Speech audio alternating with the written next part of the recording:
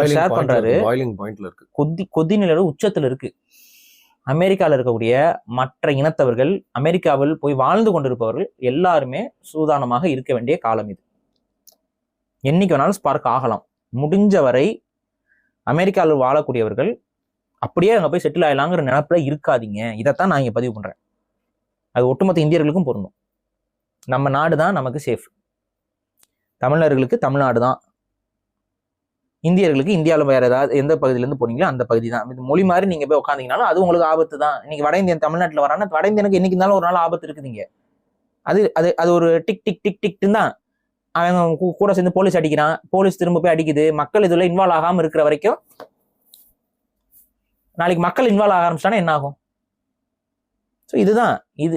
அவன் நாட்டில் அவன் மண்ணில் அவனுடைய பூர்வீக நிலத்துல வாழ்வதுதான் மனிதர்களுக்கு சரியா வரும். வேற இடத்துல போய் உட்காந்துக்கிட்டு நம்ம வாழ்ந்துடலாம், சிறப்பு